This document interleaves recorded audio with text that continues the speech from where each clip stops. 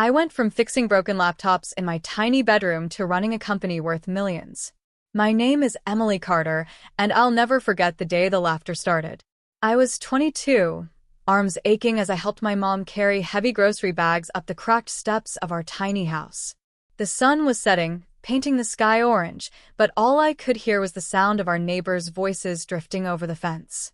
Mr. Johnson, who always wore the same old baseball cap, leaned against his porch and called out, "Hey Emily, you planning to fit those big dreams in that little house?" His friends burst out laughing, and I felt my cheeks burn. I tried to keep my head down, but their words stuck to me like glue. I could hear them whispering, "She thinks she's going to be somebody in this neighborhood." I wanted to disappear, but instead, something inside me started to burn, a stubborn spark that wouldn't go out, no matter how hard they laughed. As I walked inside, I could still hear their voices echoing in my mind. My mom, Linda, gave me a tired smile and squeezed my hand, but I could see the worry in her eyes. She knew what people said about us. Our house was small, the paint peeling, and the roof leaked when it rained. But it was home, and I loved it, even if others thought it was something to laugh at. That night, as I lay in bed, I stared at the ceiling and wondered if I really could do something big. Was it possible to dream when everyone around you thought you were a joke? I remembered all the times I'd told people I wanted to work with computers, to build things that mattered. They always smiled politely, but I could see the doubt in their eyes. Did they know something I didn't? Or were they just afraid to dream about themselves? I thought about Mr. Johnson's words, and instead of feeling small, I felt a strange kind of energy. Maybe I couldn't change what people thought about me right away, but I could prove them wrong. I promised myself that one day, they'd see me for who I really was, not just a poor girl from a tiny house, but someone who could make a difference. But I had no idea just how hard things were about to get, or how much I would have to fight to keep that spark alive. What would happen if the world kept laughing, and I was the only one who believed in me? The next morning, Mr. Johnson's laughter still echoed in my ears, but I tried to shake it off as I got ready for another long day. My name is Emily Carter, and even though I promised myself I'd prove everyone wrong, life in our little house made that promise feel almost impossible. Our home was so cramped that I could hear my parents whispering about bills through the thin walls. Sometimes, I'd wake up to the sound of my dad, Tom, sighing in the kitchen, counting coins just to see if we could afford groceries for the week. My mom worked 2 jobs, and I worked part-time at the grocery store after my classes at community college. Most days, I skipped lunch, so I could save a few dollars, telling myself I wasn't really hungry. But the truth was, my stomach growled louder than the doubts in my head. School was supposed to be my escape, but even there, I felt out of place. My clothes were always a little too worn, my backpack patched up with duct tape. I tried to keep my head down, but I could feel people staring. My best friend, Jessica, used to walk with me to class every day, but lately, she'd started making excuses. "I have to meet someone," she'd say, or "I'll catch up with you later." I knew she was embarrassed to be seen with me, and that hurt more than anything Mr. Johnson could ever say.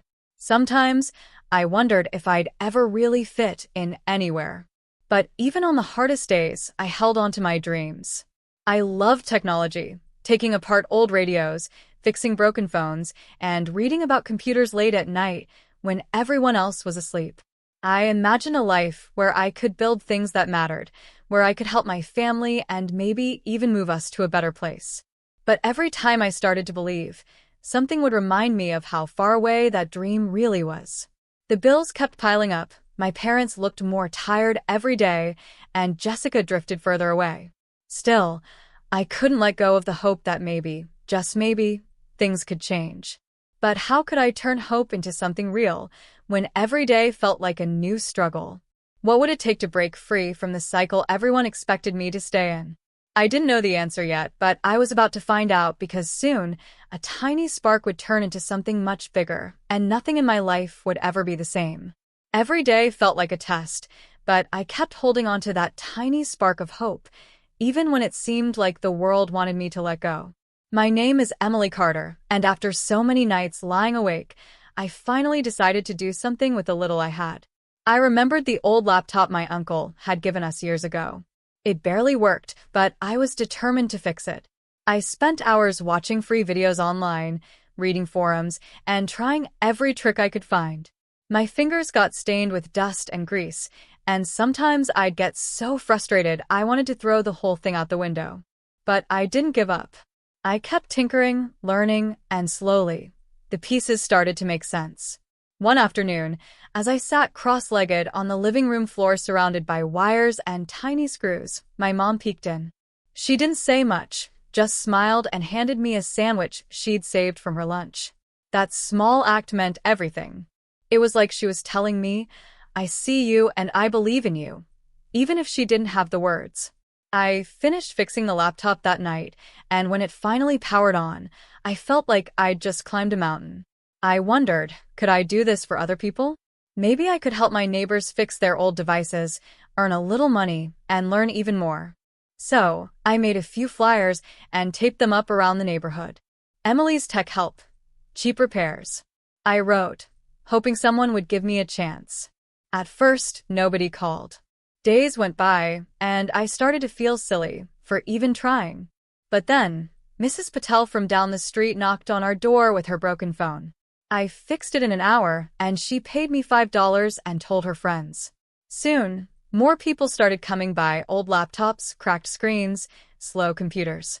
I worked on them all, sometimes for hours, sometimes for just a few minutes. Each time I fixed something, I felt a little more confident, like maybe I really could build a future out of nothing. But then, I made my first big mistake. I decided to launch a small freelance tech service online, thinking I was ready for something bigger. I spent weeks building a simple website, using free tools and late-night internet at the library. I was so proud when I finally posted it, imagining all the customers who would come flooding in. But instead, nothing happened. No emails, no calls, just silence. When I told a few people at school, they laughed. Who's going to trust a broke kid from our neighborhood with their computer? One boy said. Even Mr. Johnson heard about it and made a joke about me, running the next big tech company from a leaky basement. The laughter stung worse than before because this time, I'd really tried. I wanted to quit. I wanted to crawl back into my shell and forget I'd ever tried to dream. But that night, as I sat at the kitchen table with my head in my hands, my mom came over and sat beside me. She didn't say much at first, just rubbed my back the way she used to when I was little. Then she reached into her purse and pulled out a small envelope. I've been saving this for emergencies, she whispered, sliding it across the table.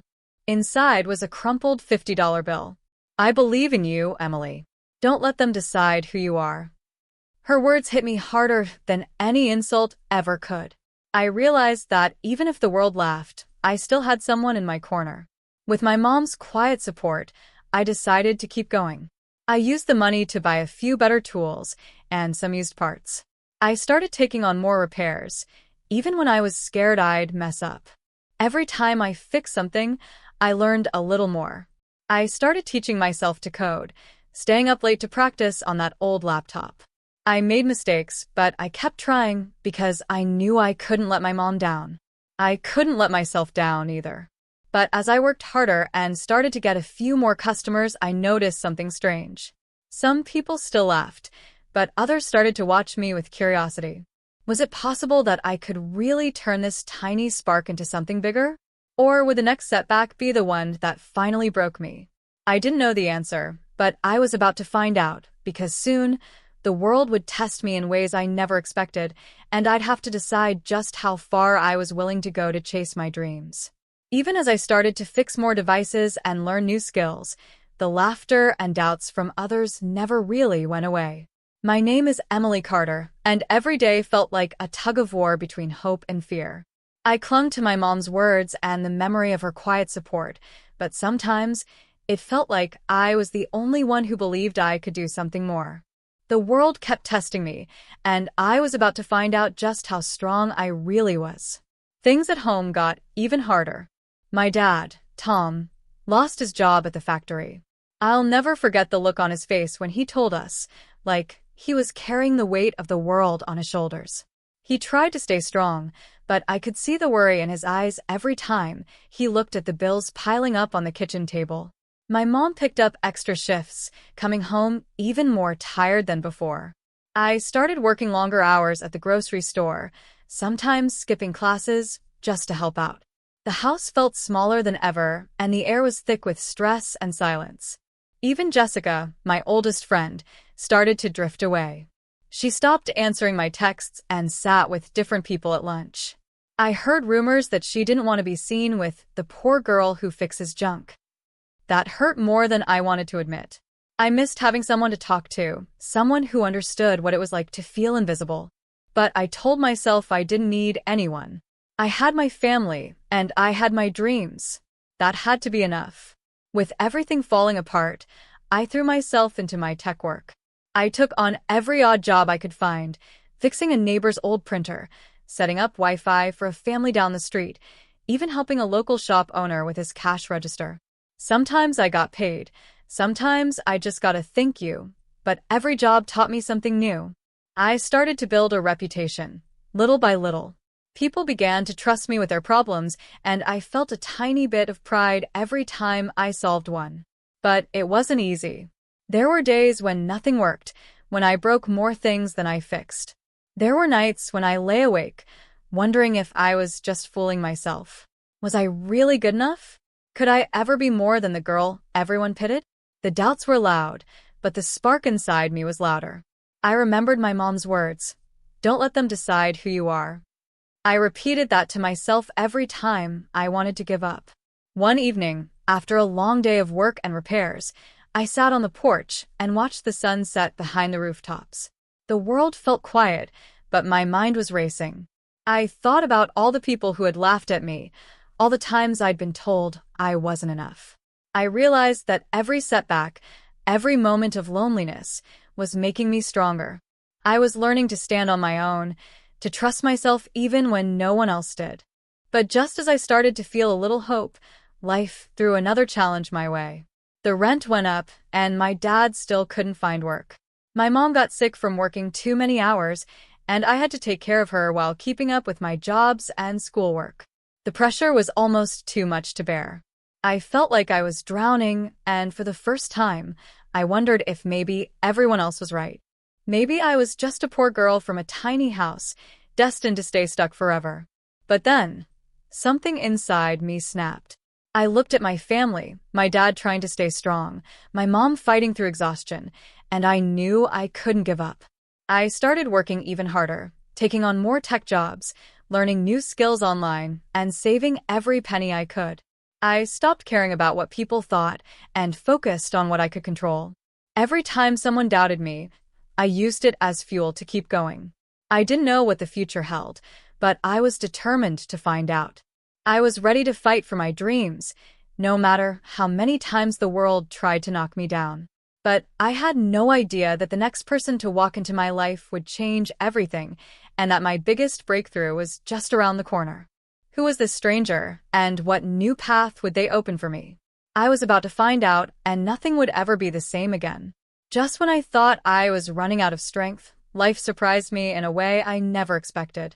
My name is Emily Carter, and after months of pushing through setbacks, I was tired but more determined than ever. I had learned to tune out the laughter and whispers, focusing instead on every small victory, each device I fixed, every neighbor who trusted me, and every new skill I picked up late at night. But deep down, I still wondered if I was really making progress, or just running in circles. I didn't know that my next big break was waiting for me, just around the corner. One rainy afternoon, as I was packing up my tools after fixing a neighbor's old computer, I heard a gentle knock at our door. I opened it to find a woman I'd never seen before, holding a broken tablet and an umbrella. She introduced herself as Miss Parker, and there was something different about her. She looked me in the eye, like she really saw me, not just another poor kid trying to get by. She explained that she'd heard about my tech skills from Mrs. Patel and wanted to see if I could help her. I fixed her tablet while she watched, and we started talking. She asked me about my dreams, my family, and what I wanted to do with my life. I told her everything, how I wanted to build things that mattered, how I wanted to help people, and how I was tired of being laughed at. Miss Parker listened carefully, then smiled and said, "You have real talent, Emily. Have you ever thought about building something of your own?" Her words lit a fire inside me. She told me she was an entrepreneur who helped young people start their own businesses, and she offered to mentor me. I couldn't believe it. Someone actually believed in me, not just as a helper, but as a creator. I felt hope rising in my chest, stronger than ever before. With Miss Parker's guidance, I started working on a new idea, a low-cost home security app for families like mine who couldn't afford expensive systems. She taught me how to plan, how to code smarter, and how to present my ideas. I spent every spare moment working on the app, testing it on our own house, and fixing every bug I found. My mom and dad cheered me on, and even Jessica started texting me again, curious about what I was building. For the first time, I felt like I was part of something bigger than myself. When Miss Parker told me about a local startup competition, I almost said no. I was scared. What if I failed in front of everyone? But she encouraged me to try, reminding me that every great story starts with a risk. I entered the competition, heart-pounding, and presented my app to a room full of strangers. I talked about my family, our struggles, and why affordable security mattered. I showed them how my app worked and how it could help people like us feel safer in their own homes. When the judges announced the winner, I could hardly breathe. Then I heard my name, Emily Carter. I had won. The room erupted in applause, and for a moment, I forgot about every time someone had laughed at me. I felt proud, not just for myself, but for my family and everyone who had ever felt small. The prize money wasn't huge, but it was enough to help my parents with the bills and invest in my idea. Suddenly, the same neighbors who used to laugh at me started to notice. Some congratulated me. Others just watched from a distance, still unsure if I really belonged. But even with this victory, I knew my journey was just beginning. There were still people who doubted me, and I still had so much to learn. Would I be able to turn this small win into something bigger? Could I really build a business that would change our lives and maybe even help others like us? I didn't have all the answers, but I was ready to find out. Because now, for the first time, I truly believed that anything was possible. And as I looked at the road ahead, I couldn't help but wonder what new challenges and adventures were waiting for me next. Winning the startup competition changed everything, but it was only the beginning. My name is Emily Carter, and for the first time, I felt like my dreams were within reach. The prize money helped my family breathe a little easier, and the recognition gave me a new sense of confidence. But as soon as the excitement faded, I realized that building something real, something lasting, would be even harder than getting started. The world wasn't going to stop testing me just because I'd won one contest. With Miss Parker's mentorship, I decided to turn my home security app into a real business. I called it SafeNest because I wanted every family to feel as safe as a bird in its nest, no matter how small their home was. I spent every spare moment working on the app, improving the features, and learning about things I'd never even thought about before, like marketing, customer service, and supply chains. I had to figure out how to get affordable sensors and cameras, how to make the app easy for anyone to use, and how to keep everything running smoothly. Every day brought a new challenge, and sometimes I felt like I was in over my head. It wasn't long before I ran into my first big problem. The suppliers I found online promised cheap parts, but half the time, the shipments were late or the products didn't work.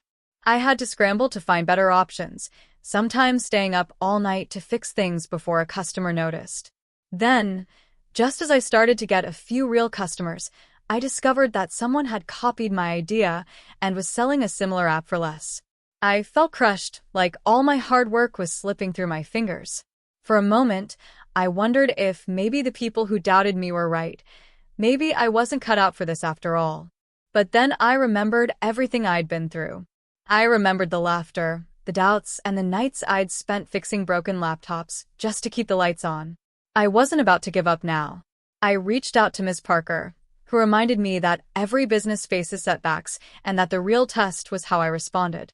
I decided to double down on what made SafeNest special, our story, our mission, and the way we treated every customer like family. I started sharing my journey online, telling people about my family, our struggles, and why I wanted to help others feel safe. Slowly, people started to notice. They didn't just want a cheap app, they wanted to support someone who understood what it meant to struggle and still keep going. My family became my biggest supporters. My mom, Linda, started helping with customer service, answering emails, and making sure everyone felt heard. My dad, Tom, used his handyman skills to help install sensors and cameras for local customers. Even Jessica, my old friend, came back into my life. She apologized for pulling away and offered to help with marketing, using her social media skills to spread the word about SafeNest. Together, we turned my little business into a family venture. We laughed, we argued, and we worked harder than ever, but for the first time, it felt like we were building something together. The business grew, slowly at first, then faster as more people heard our story. We faced new problems every day, angry customers, broken shipments, and moments of doubt, but we faced them together. I learned that being an entrepreneur wasn't about having all the answers. It was about being willing to learn, to adapt, and to keep going even when things got tough. Every challenge made us stronger, and every small victory reminded me why I'd started in the first place. But even as SafeNest grew, I knew there was still so much more to do. Could we really make a difference for families beyond our neighborhood? Would we be able to keep up with the competition and stay true to our mission? I didn't know for sure, but I was ready to find out. Because now, I wasn't just fighting for myself, I was fighting for my family, my community, and everyone who had ever been told their dreams were too big for a small house.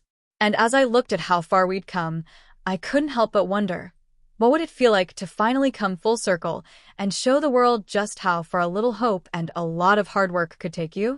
Years passed, and SafeNest grew far beyond anything I could have imagined. My name is Emily Carter, and sometimes I still wake up and can't believe how much my life has changed. Our little business became a company, and our company became a movement. We helped thousands of families feel safe in their homes, no matter how small or humble. My parents no longer worried about bills, and our house, once so cramped and tired, was now filled with laughter, hope, and the busy energy of a family working together. Even Jessica, who once drifted away, was now my closest friend and business partner. We had come so far, but I never forgot where it all started. One sunny afternoon, I was invited to speak at a community event in our old neighborhood. As I walked up to the stage, I saw so many familiar faces, some smiling, some surprised, and a few who still looked at me with the same old doubt. Mr. Johnson was there, sitting in the front row, his baseball cap pulled low. I remembered the day he laughed at my dreams, and for a moment, I felt that old sting. But now, I stood tall, proud of everything I'd built. After my speech, people came up to talk to me. Some apologized for doubting me, their voices soft and eyes full of regret. Others just nodded, maybe still unsure how a girl from a tiny house could become a millionaire. But I didn't need their approval anymore. I knew who I was, and I knew what I was capable of. I shook their hands, smiled, and thanked them for coming. Because, in a strange way, their laughter had helped me become who I am. As the sun set, I looked out at the crowd and thought about all the kids who might be feeling small or invisible, just like I once did. I told them, don't let anyone tell you your dreams are too big for the place you come from. Every great story starts somewhere small.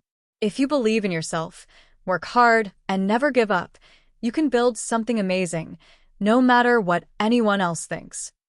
Walking home that evening, I felt a deep sense of peace. The laughter that once hurt me now felt like fuel for my mission. I knew my story wasn't just about becoming a millionaire. It was about proving that hope, hard work, and a little bit of stubbornness could change everything.